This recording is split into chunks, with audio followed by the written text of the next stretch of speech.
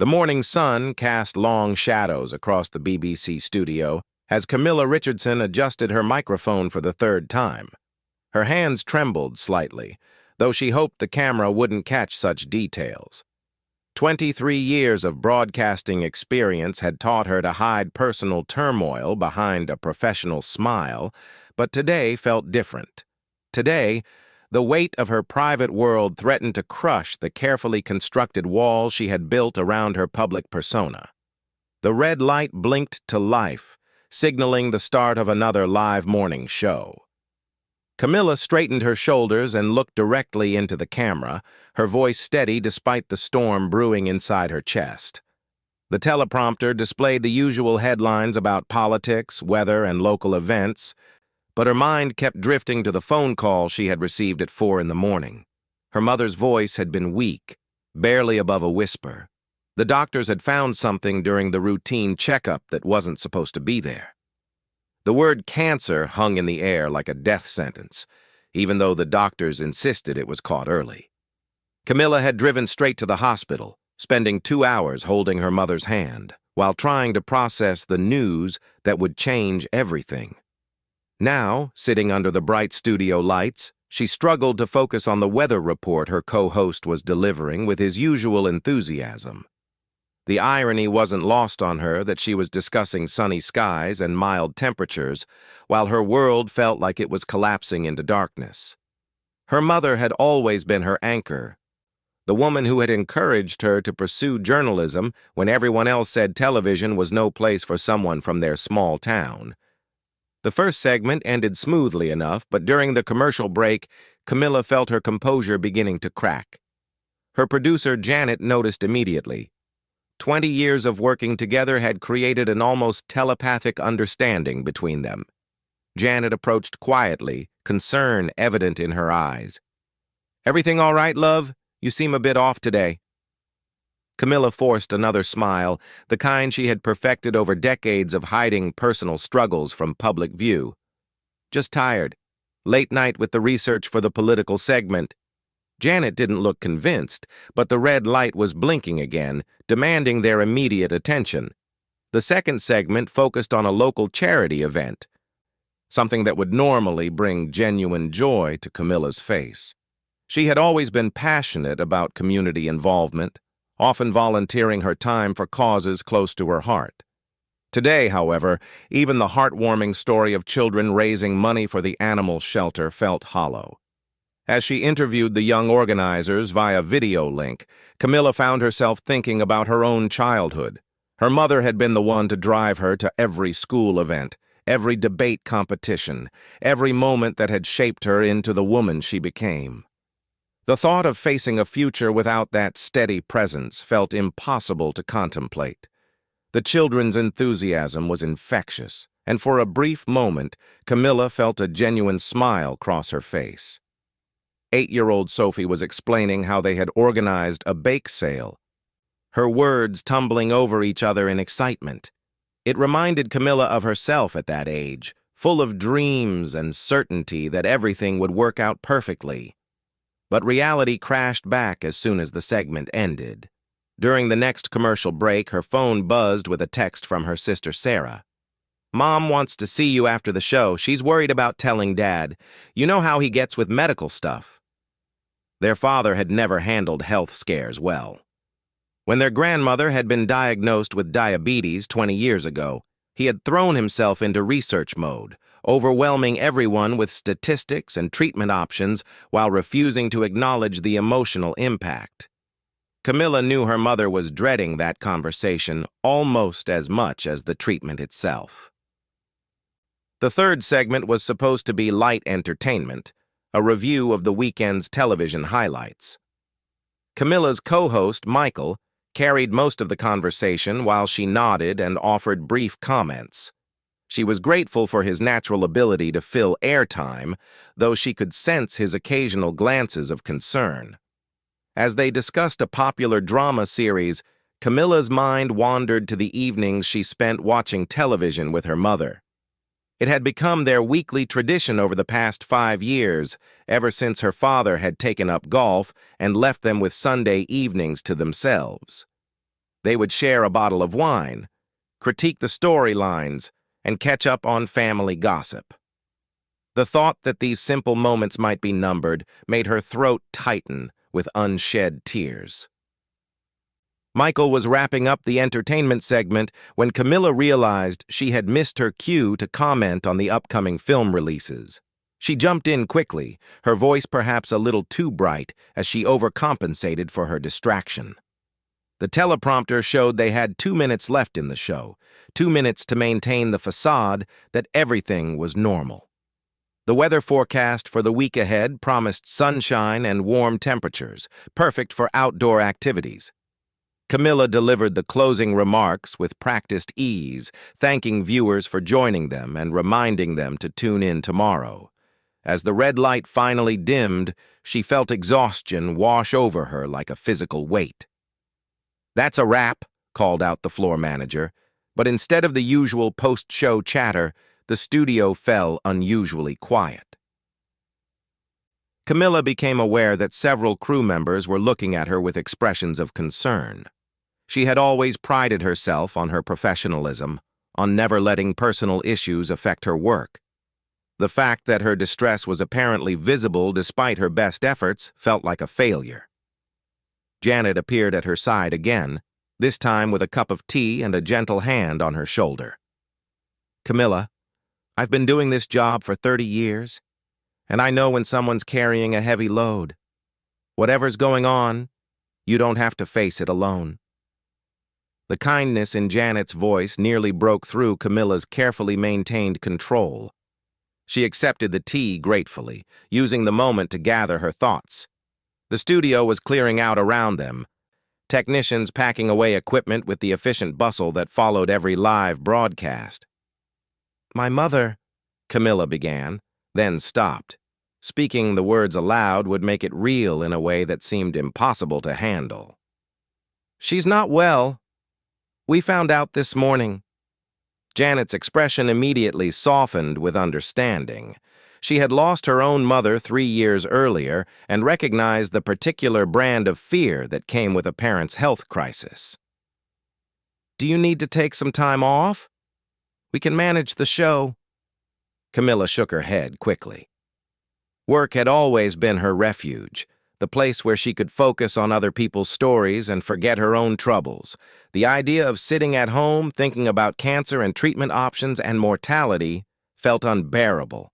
"I need to be here. I need the routine." As she gathered her notes and prepared to leave the studio, Camilla caught her reflection in one of the monitors. She looked composed, professional, exactly as she had trained herself to appear regardless of circumstances. But she could see something in her own eyes that worried her, a fragility that she wasn't sure she could continue to hide. The drive to the hospital took her through the heart of the city she had called home for over 2 decades. These streets held countless memories of building her career, of small victories and major breakthroughs. Today, they felt different, as if the news about her mother had shifted the very foundation of everything she thought she knew about her life. Her phone rang as she stopped at a red light. Sarah's name appeared on the screen, and Camilla answered on the second ring. "How did the show go?" Sarah asked, though her voice carried the strain of someone trying to maintain normalcy in abnormal circumstances. "Fine. Professional as always." Camilla's response came automatically, the same answer she gave to that question every day. "How's Mom doing?" "She's putting on a brave face, but I can tell she's scared. The oncologist wants to see her again on Friday to discuss treatment options. She asked if you could come with us." The light turned green, but Camilla sat motionless for a moment, processing the weight of what lay ahead. An oncologist, treatment options, words that belonged in other people's stories, not in her carefully ordered world. "Of course I'll be there," she said, pressing the accelerator and moving forward into whatever came next. The hospital corridor smelled of disinfectant and fear. A combination that Camilla had hoped never to encounter in a personal capacity. She had interviewed countless families in similar situations over the years, always maintaining professional distance while documenting their stories. Now, walking beside her mother toward the oncology department, she understood the hollow feeling she had seen in so many eyes. Dr. Patricia Holloway was younger than Camilla had expected, with kind eyes behind wire-rimmed glasses and a manner that somehow managed to be both gentle and direct. She had arranged her office to feel less clinical, with soft lighting and comfortable chairs that faced each other rather than across the imposing desk. Still, nothing could soften the reality of why they were there. "The good news," Dr. Holloway began, spreading X-rays across a light board, "is that we caught this very early. Stage 1, contained, with an excellent prognosis for full recovery." Camilla's mother, Eleanor, sat quietly between her two daughters, her hands folded in her lap with the same composure she had maintained throughout 68 years of facing life's challenges. She had raised 4 children largely on her own while her husband traveled for work, had survived the loss of her own parents and several financial crises, and had always been the family's emotional anchor. "What does treatment look like?" Sarah asked the question that Camilla couldn't quite voice. "A lumpectomy followed by 6 weeks of radiation therapy. We're looking at removing a very small area, and the radiation is primarily preventative. Many patients continue working throughout the process." Camilla felt a mixture of relief and continued anxiety.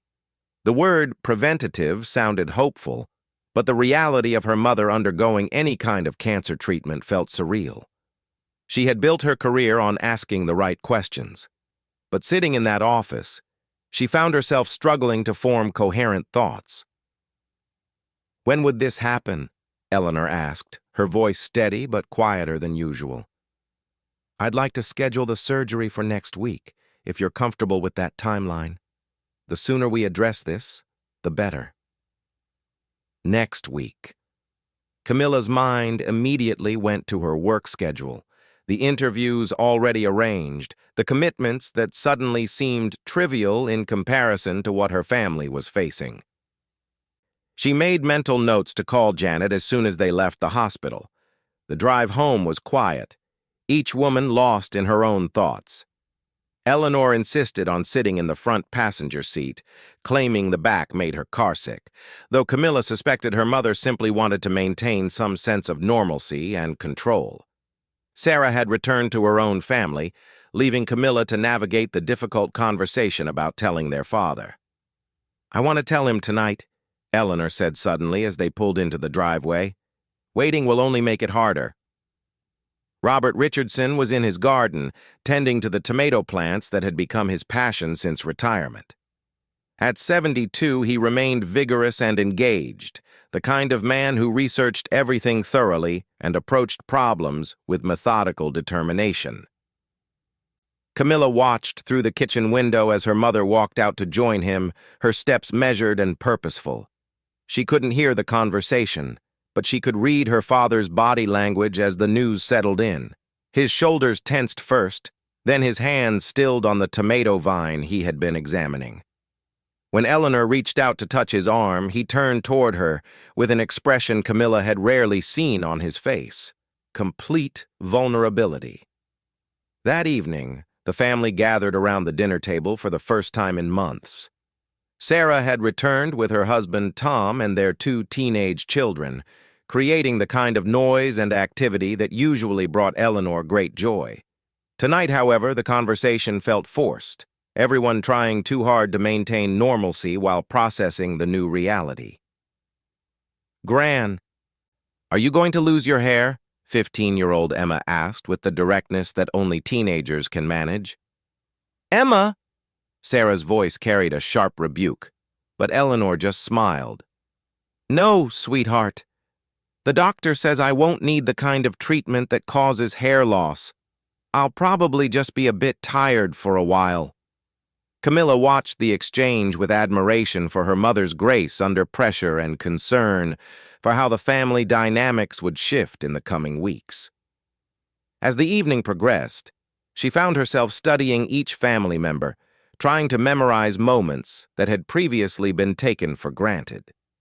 The next morning brought a return to the studio routine, but Camilla found it increasingly difficult to concentrate on the day's stories. A political scandal that would normally fascinate her felt meaningless. A feel-good story about local businesses supporting youth programs, while genuinely heartwarming, seemed to exist in a different universe from her current concerns. During the commercial break after the first segment, her phone buzzed with a text from an unknown number. "Saw the show yesterday. You seemed off. Hope everything's okay. Marcus Williams." They had dated briefly 5 years earlier, a relationship that had ended amicably when their careers pulled them in different directions. He now worked as a foreign correspondent, based primarily in Brussels, and Camilla rarely heard from him except for occasional holiday greetings. The fact that he had noticed her distress from whatever part of the world he was currently in felt both touching and alarming. She typed back quickly, "All fine. Thanks for checking."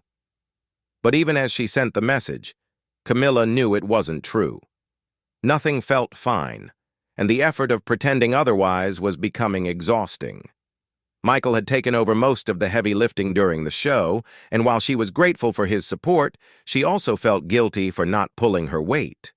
The second segment featured an interview with a local chef promoting her new cookbook. Normally, Camilla enjoyed these lighter segments, finding genuine pleasure in celebrating local talent and achievements. Today, she struggled to ask follow-up questions, her mind wandering to practical concerns about her mother's surgery and recovery. "Your recipes seem perfect for busy families," she heard herself saying, though she couldn't remember processing the chef's previous answer. "Do you have suggestions for cooking when someone might not have much energy?" The question came out more personal than professional, and Camilla immediately regretted the slip. The chef, however, lit up with enthusiasm about nutritious, easy-to-prepare meals, inadvertently providing exactly the kind of information Camilla actually needed. After the show, Janet approached with her usual post-broadcast debriefing, but this time her expression carried more concern than critique. "Camilla, you've been with us for over 20 years. You've never once let personal issues affect your performance, which tells me that whatever's happening must be significant." The kindness in Janet's voice, combined with the stress of the past few days, finally broke through Camilla's professional composure. She felt tears welling up despite her best efforts to maintain control. "My mother has cancer," she said simply, the words feeling both too small and too large for what they represented. Janet's response was immediate and practical. "What do you need?" "Time off. Flexible scheduling. We can bring in someone to cover your segments." "I don't know yet. Surgery next week, then radiation treatments. She says she wants me to keep working, that it will help her stay positive if life continues normally." "And what do you want?" The question caught Camilla off guard. Throughout her career, she had been focused on what was best for the show, what the audience needed, what her professional obligations required. Her own wants had rarely entered the equation. "I want my mother to be okay," she said finally. "Everything else feels negotiable." Janet nodded with understanding. "Take tomorrow off to sort things out. We'll manage. And Camilla, your mother raised an exceptional woman. Trust that strength to carry both of you through this." That afternoon, Camilla found herself in her mother's kitchen, a space that had always represented comfort and stability. Eleanor was going through recipes, organizing them into categories for easy access during her recovery period. The task seemed both practical and symbolic, a way of maintaining control over small aspects of life when larger forces felt overwhelming. "I've been thinking about what the doctor said," Eleanor began, not looking up from the recipe cards she was sorting. "About staying active and maintaining routines. I want you to promise me something." Camilla looked up from the cookbook she had been absently flipping through. "Anything. Don't put your life on hold for this. I know you, sweetheart." You'll want to drop everything and hover. That won't help either of us." The request was so typical of her mother's approach to life, always considering others even when facing her own challenges. Camilla felt a surge of emotion that threatened to overwhelm her carefully maintained composure. "I can't just pretend this isn't happening," she said, her voice smaller than intended. "I'm not asking you to pretend. I'm asking you to trust that we'll handle this together, one day at a time, without letting fear make our decisions." That evening, Camilla sat in her own apartment for the first time in 3 days. Surrounded by the carefully curated life she had built over 2 decades of professional success. Awards lined one wall, photographs from significant interviews and events filled another. The space reflected someone who had achieved everything she had set out to accomplish in her career.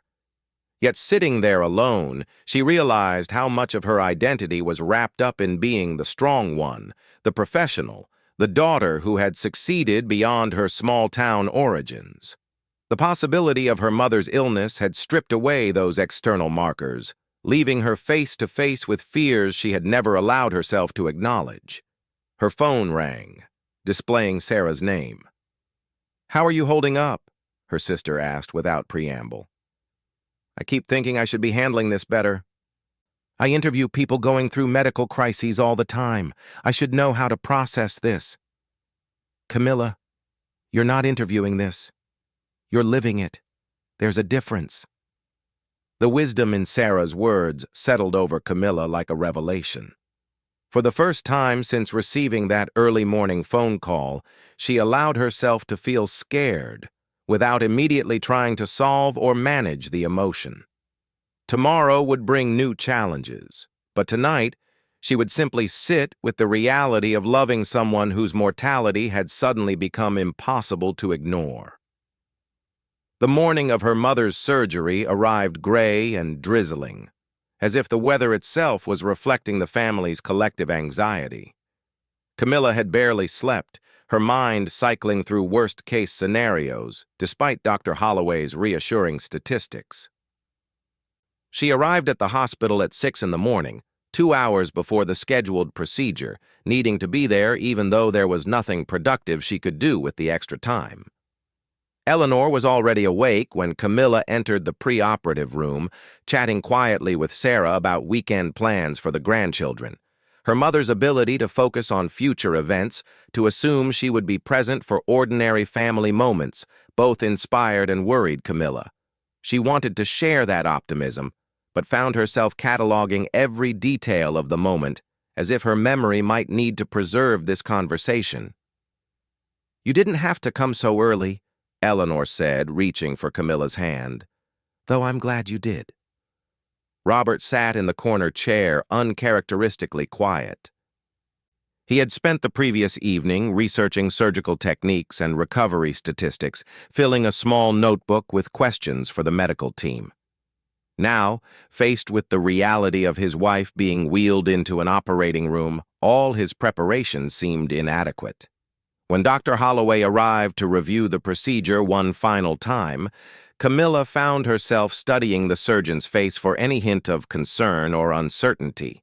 She had interviewed enough doctors over the years to recognize the difference between genuine confidence and professional reassurance. Dr. Holloway's demeanor suggested the former, which provided some comfort.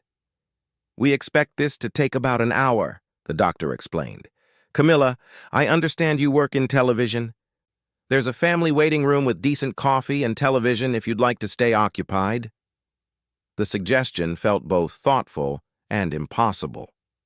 The idea of watching morning television while her mother underwent cancer surgery struck Camilla as surreal. Instead, she found herself pacing the hospital corridors, her phone buzzing periodically with messages from colleagues and friends who had learned about the situation. Janet had sent a simple text. "Thinking of you all today. Take whatever time you need." Marcus had written from wherever his current assignment had taken him. "Sending strength across the miles. Your mother raised a fighter." Even Michael, who rarely initiated personal conversations, had reached out. "Know that we're all pulling for your family." The show isn't the same without your energy. Each message represented kindness and concern, yet Camilla found herself unable to fully appreciate the support. Her entire world had narrowed to this hospital, this waiting, this hour that would either confirm the optimistic prognosis or reveal complications nobody had anticipated. Sarah found her in the hospital chapel, a small non-denominational space that offered quiet away from the bustle of medical activity. Neither sister was particularly religious, but the silence felt necessary. "Remember when Mom had that scare with her blood pressure 10 years ago?" Sarah said quietly. "You flew in from London convinced she was dying. Turned out she just needed different medication." Camilla remembered.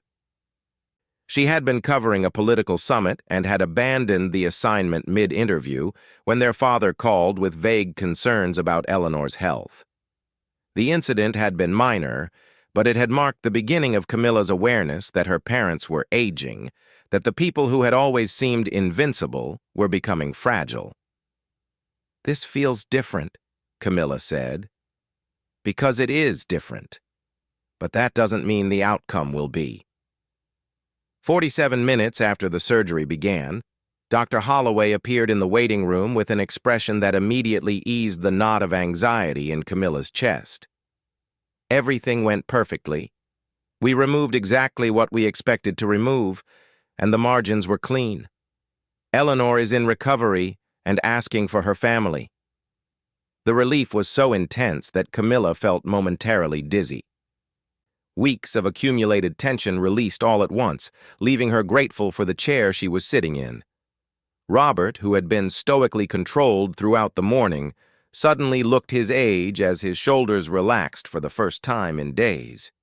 Eleanor was groggy but alert when they were allowed into recovery. Her first words focused on ensuring everyone else was managing well. "Sarah, you need to pick up the children. Camilla, don't you have a show to prepare for?" "Robert, stop looking so worried. I'm fine."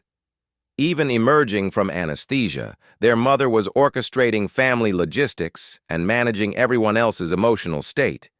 Camilla felt a familiar mixture of admiration and exasperation at Eleanor's instinctive caretaking, even when she was the one needing care. The next 2 weeks passed in a rhythm of hospital visits, family coordination, and gradual return to normal activities. Eleanor's recovery progressed exactly as predicted, though Camilla noticed subtle changes in their family dynamics. Robert had become more attentive, insisting on driving Eleanor to all appointments and taking over household tasks he had previously left to her. Sarah called more frequently, checking in daily instead of weekly. For Camilla, returning to the morning show felt like stepping back into a previous version of herself. The stories that had once engaged her completely now seemed to exist in a different category of importance. Political scandals and celebrity news felt trivial compared to the simple miracle of her mother's continued presence in their lives. "You're different," Michael observed during a commercial break 3 weeks after the surgery. "Not worse, just different. More present somehow." Camilla considered his words while touching up her lipstick before the next segment. He was right, though she wasn't sure she could articulate exactly what had shifted. The experience of nearly losing someone had created a new lens through which she viewed everything else. "I think I understand the stories differently now," she said finally. "When we interview families dealing with medical issues, I used to focus on the facts and the emotional impact.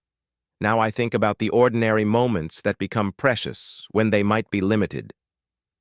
The observation surprised her with its clarity. Throughout her career, Camilla had prided herself on empathy and emotional intelligence, but she realized now that her understanding had been primarily intellectual.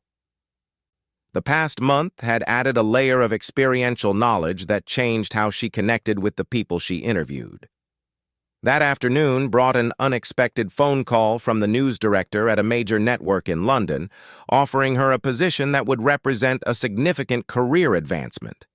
6 months earlier, Camilla would have been thrilled by the opportunity and immediately begun planning her transition. Today, the offer felt like it belonged to someone else's life. "I appreciate the consideration," she told the director, "but my family situation requires me to stay local for the foreseeable future." The words came out without hesitation, surprising her with their certainty. She had always been ambitious, had always prioritized career growth and professional opportunities. The realization that other considerations now took precedence felt both foreign and completely natural. Eleanor began radiation treatments on a Monday morning in April, approaching the process with the same practical determination she applied to all of life's challenges. She scheduled appointments early in the day so they wouldn't interfere with normal activities, and refused offers to accompany her to what she called boring medical appointments. "I can drive myself to a 10-minute procedure," she insisted, when Camilla suggested taking time off to provide transportation. "Save your energy for things that actually matter." But Camilla found herself wanting to be present for these routine moments, understanding now that witnessing ordinary resilience was its own form of privilege. She compromised by meeting her mother for lunch after each treatment, ostensibly to catch up but actually to satisfy her need to see Eleanor looking healthy and normal. During one of these lunches, Eleanor brought up a subject that had been hovering unspoken between them for weeks. "You turned down that London job," she said without preamble. Camilla looked up from her salad, unsurprised that her mother had somehow learned about the offer. Small families rarely kept secrets for long, especially when one member was as naturally observant as Eleanor. "How did you find out?" "Your father ran into David Morrison at the golf club. David mentioned his daughter works for the network that called you. Word travels." The explanation made sense, though Camilla wondered how many other aspects of her life she thought were private were actually common knowledge in their small community. "I don't want to be across an ocean if something happens," Camilla said simply. Eleanor's expression softened with understanding and something that might have been regret. "Sweetheart, you can't live your life waiting for something to happen to me. That's not living at all." "I'm not waiting for anything. I'm choosing to be close to the people who matter most. And if another opportunity like this doesn't come along?" Camilla considered the question seriously. A year ago, the possibility would have terrified her. Professional success had been her primary identity for so long that imagining life without constant advancement seemed impossible. Now, the prospect felt less frightening than the idea of missing important moments with her family. "Then I'll know I made the right choice," she said. The final radiation treatment fell on a Thursday in late May, marking the end of Eleanor's cancer journey and the beginning of what Dr. Holloway called the rest of your normal life. The family gathered that evening for dinner, a celebration that felt both momentous and quietly ordinary. "What's next?" Tom asked as they shared dessert Eleanor had insisted on making herself. "Next, we stop talking about cancer and go back to complaining about normal things," Eleanor replied with the dry humor that had carried her through the past few months. "I'm looking forward to arguing about politics and worrying about the grandchildren's grades instead of discussing medical procedures." Camilla laughed, recognizing the wisdom in her mother's desire to reclaim ordinary concerns. The experience of facing mortality had intensified everything, making simple moments feel precious and complicated decisions seem clearer. But Eleanor was right that sustaining that level of emotional intensity wasn't practical for everyday life. That night, Camilla stood in her apartment bathroom, preparing for another early morning show. As she applied moisturizer and checked her appearance, she thought about the past few months and how they had changed her understanding of what constituted a meaningful life. The woman looking back at her from the mirror was the same person who had built a successful broadcasting career, but her priorities had shifted in ways that felt permanent. Her phone buzzed with a text from Janet. "Remember, we have the live interview with the mayor tomorrow morning. Are you ready?" Camilla typed back, "Always ready." And she was ready, in ways that extended far beyond professional preparation.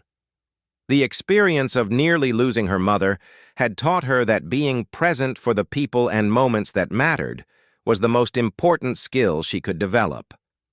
Everything else, including career ambitions and professional recognition, was secondary to the simple privilege of showing up for the people she loved.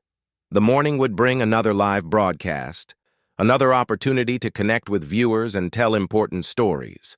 But tonight, Camilla felt grateful for the ordinary blessing of going to work in the same city where her mother was sleeping peacefully, cancer-free and planning weekend activities with her grandchildren. Some opportunities were worth more than others, and some choices revealed what truly mattered when everything else was stripped away.